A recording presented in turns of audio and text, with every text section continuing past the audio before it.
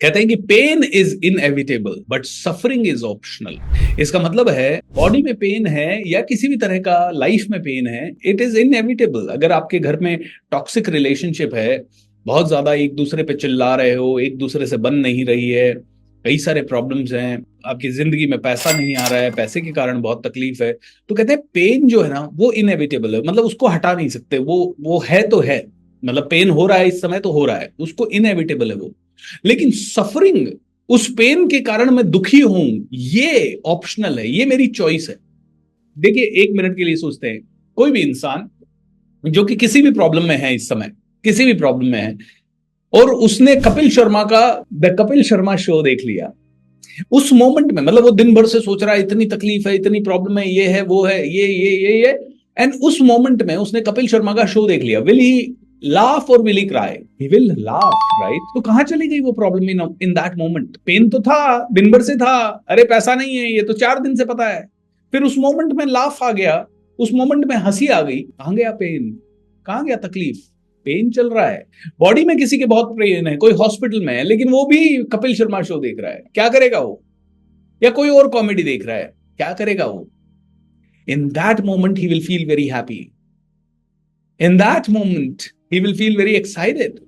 कई बार होता है हम लोग बीमार होते हैं, लेकिन कुछ ऐसी बात होती है कि हमें हंसी आ जाती है। उस मोमेंट में बीमारी कहां गई? उस मोमेंट में हमने चूज किया नॉट टू सफर। उस मोमेंट में हमने चूज किया कि हमारा पेन है वो अपनी जगह है, लेकिन हम खुश रहेंगे वो अपनी जगह है। हम एक्सेप्ट कर लेंगे उस पेन को एंड उसके बावजूद भी खुश रहेंगे।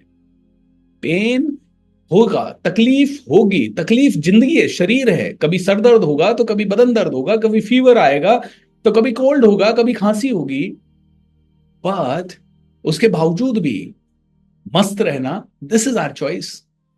उसके बावजूद भी उसे एक्सेप्ट करके, पेन पड़ा रहा इधर, अगर आपकी उंगली में पेन है ना, उंगली को कहिएगा, I know you are painful at this moment but I choose not to take this seriously.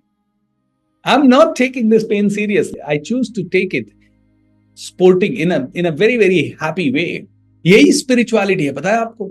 Spirituality is not about Hindu Muslim Sikh ईसाई, मेरा ये त्योहार, मेरा ये मंत्र, मेरा वो मंत्र, इन चीजों में नहीं है spirituality. Spirituality is having this deep understanding कि जीवन में जो भी घट रहा है, जो भी चल रहा है, वो तो चलेगा। आप कितना भी कोशिश कर लो, आप में से किसी को अच्छे रिश्तेदार मिलेंगे, किसी को बुरे मिलेंगे। और एक मिनट के लिए हर बार, मैं तो कहता हूं हर सिचुएशन में ही सोचना है, अगर बुरे मिले तो भगवान ने क्यों दिए बुरे? कोई तो मकसद होगा, कोई तो रीजन होगा जिसके कारण बुरे मिले। शायद भगवान मुझे बहुत बुरे लोगों से डील करना सिखाना चाहता है, और शायद उसी से मेरी ग्रोथ होने वाली है, इसीलिए बुरे मिले। शायद 1000 लोग मेरे बारे में बुरा बोले, उसके बाद भी मैं फोकस्ड रह सकूं उनसे डील करके, तो ये एबिलिटी मुझे अरबपति बनाएगी। शायद भगवान ने इसीलिए मुझे वो भेजा है। भगवान ने मेरे घर में बुरा रिलेशन भेजा है, शायद इसलिए ताकि मैं उस बुरे रिलेशन के बावजूद भी अपनी जिंदगी को आगे बढ़ा सकूं। शायद इसलिए ताकि मैं कोई ना कोई सुराग जो भगवान मुझे देना चाह रहा है वो सीख सकूं, पा सकूं, समझ सकूं और उसे डील कर सकूं। दोस्तों, आपकी जिंदगी में जो भी प्रॉब्लम आई है ना, वो इसलिए आई है ताकि आपको कुछ सिखा सके। जिस दिन आप उस प्रॉब्लम से होने वाली हर चीज सीख गए, उस दिन वो प्रॉब्लम गायब हो जाएगी। सूनर और लेटर इस दुनिया में सब कुछ गायब हुआ है, चाहे वो युद्ध हो, गायब हुए हैं। हर बार अंत जो है वो शांति ही है। ये समझदारी जिसके पास हुई, वो आदमी जान जाएगा ये वक्त भी गुजर जाएगा, ये वक्त भी गुजर जाएगा। ये भी एक दौर है, वो भी एक दौर था, ये वक्त भी गुजर जाएगा। आपके जीवन में जो भी हुआ है वो इसलिए हुआ है ताकि आपको ये समझ में आए कि भगवान उस चीज से आपको कुछ सिखाना चाहता है। और जितना आप सीखेंगे ना उस चीज से, उतना ज्यादा ग्रोथ होगी, उतना ज्यादा ग्रोथ होगी। मैंने देखा कि मैं अपनी लाइफ से दूर हो गया था, उस प्रॉब्लम से सीख नहीं रहा था। वो प्रॉब्लम मुझे कुछ सिखाने के लिए आई थी। तो मैंने देखा सबसे ऊपर एक लाइन लिखी हुई है, मैंने वो लिखी हुई है, get up early and meditate. मैं ये नहीं कर रहा था प्रॉब्लम के का टाइम पे। 4-5 सालों से थोड़ा ओवर कॉन्फिडेंस, अरे आता है अपने को मेडिटेशन करना, कर सकते हैं अपन मेडिटेशन, अरे करते तो नहीं है। मैं बड़ी शान समझता था, अरे रात को 1 से 3 काम कर लेता हूं मैं, सुबह 10 बजे उठा तो क्या हुआ, 1 से 3 मेरा बिल्कुल फोकस जाता है, कोई दिक्कत नहीं आती। दोस्तों, रात को राक्षसों का टाइम है, सुबह देवताओं का टाइम है। रात को सारी असुर शक्तियां, इस पूरे दुनिया को देख लीजिए आप, शाम को 7 8 9 10 बजे घरों में क्या चलता है? मार काट, लड़ाई झगड़ा। आप कहोगे घरों में चलता है? हाँ, टीवी में, घरों में जो टीवी है उसमें चलता है। षड्यंत्र, सास बहू का प्रॉब्लम, ये प्रॉब्लम, वो प्रॉब्लम, 90% घरों में ये सब चल रहा है। पब्स, डिस्को, सारे काले कारोबार, सारी नेगेटिव चीजें। अगर आपने कभी पब या डिस्को या इनमें गए हैं तो रात को 10 बजे, 11 12 बजे तो ये चालू होते हैं। और सारे गलत काम, सारे के सारे रात को हो रहे हैं। सुबह के समय टीवी नहीं चलते हैं, सुबह के समय कोई ऐसी नेगेटिव हरकत नहीं होती है, बहुत ही मिनिस्क्यूल होती है, आटे में नमक जितनी होती है। रात को अगर बात करें तो नमक में आटा होता है। दोस्तों, जब मैंने ये लाइफ का बैड फेज चल रहा था, मैंने चिंतन किया, मैंने देखा ये आया क्यों है मेरी लाइफ में। कहीं इसी से तो होके मेरी सफलता की कुंजी नहीं चल रही, कहीं यही तो मेरी सफलता की नहीं है और मैं इसको समझ नहीं पा रहा हूं। ऐसा चिंतन किया और लिटरली जब जिस फेज को मैं गालियां दे रहा था, जिससे छुटकारा पाना चाह रहा था, मैंने उसे एक्सेप्ट किया। मैं मेडिटेट करने लगा, मेरे को समझ में आने लगा अरे जल्दी उठना पड़ेगा। मैंने कहा क्यों आई है ये प्रॉब्लम? अरे मैं पिछले 2 3 सालों से पढ़ नहीं रहा हूँ, सीख नहीं रहा हूँ। पढ़ना शुरू किया। अरे मैं 2 3 सालों से अपने गुरु के टच में नहीं हूँ। गुरु के टच में जाओ। आप में से भी कई लोग ये गलती करेंगे। बैठिए और सोचिए कि क्या मिस किया लाइफ में। तो मैंने देखा, मैंने पढ़ना बंद किया था। मैंने देखा मैं अपने गुरुओं के पास जाना बंद किया था। मैंने देखा कि मैं थोड़ा ओवर कॉन्फिडेंस हो गया था। मैंने देखा कि मैंने मेडिटेशन करना बंद कर दिया था। मैंने अफर्मेशन बोलना बंद कर दिया था। मैंने देखा कि मैं लॉ ऑफ अट्रैक्शन सिखाता हूं लेकिन खुद की जिंदगी में प्रैक्टिस नहीं कर रहा था। मैंने देखा कि मैं पैसों को थैंक यू नहीं बोल रहा था। मैंने देखा कि मैं जिंदगी में जो जो चीजें चल रही थी उनमें से किसी को भी मैं वैल्यू नहीं कर रहा था।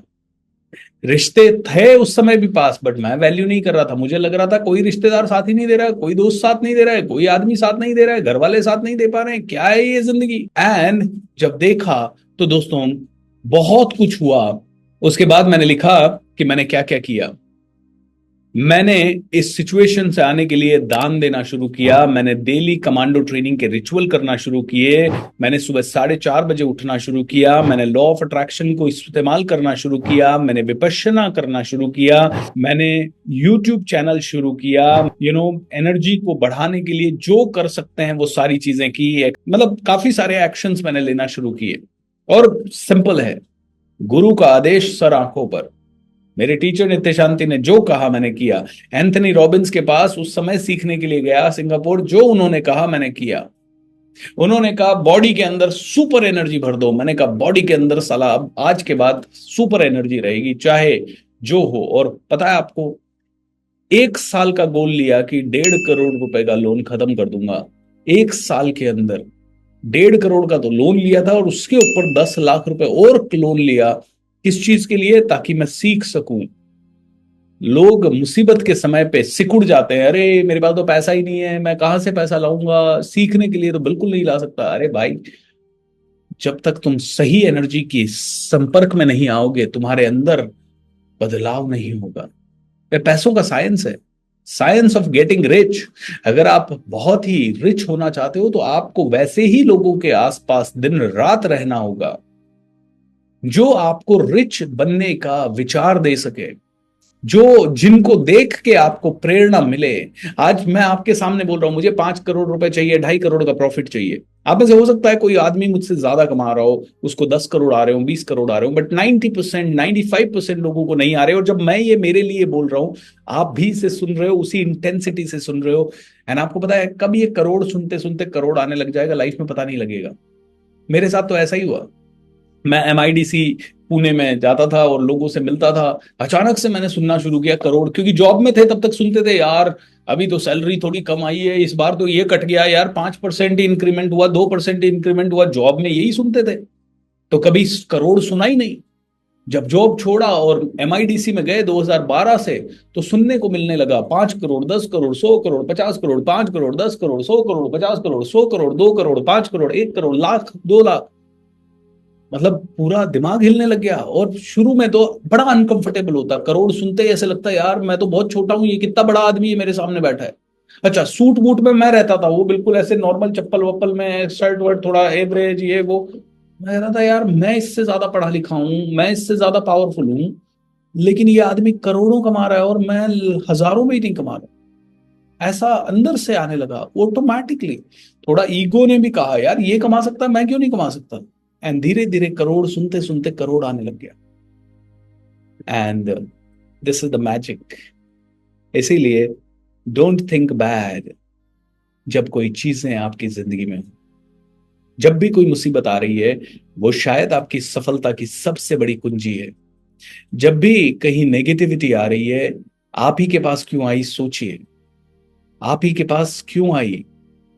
आप में से जितने लोग यहाँ पे हैं, आपको, आप पिछले कई दिनों से लाइफ का कोई ना कोई सोल्यूशन ढूंढ रहे हैं, और ये सोल्यूशन यहाँ है।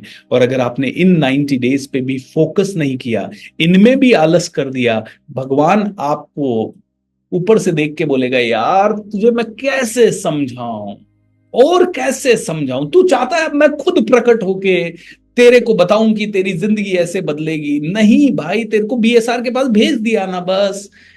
अब दैट्स इट। भगवान इतना ही कर सकता है आपके और मेरे लिए। मुझे नित्य शांति के पास भेज दिया, आपको मेरे पास भेज दिया। सारे सॉल्यूशन मिलेंगे। एक एक बात को ध्यान से सुनिएगा, इस तरह से सुनिएगा जैसे कि मेडिटेट कर रहे हो। मानो तो शंकर, ना मानो तो कंकर। मानो तो ये बहुत बड़ी चीज है, ना मानो तो ये कुछ भी नहीं है।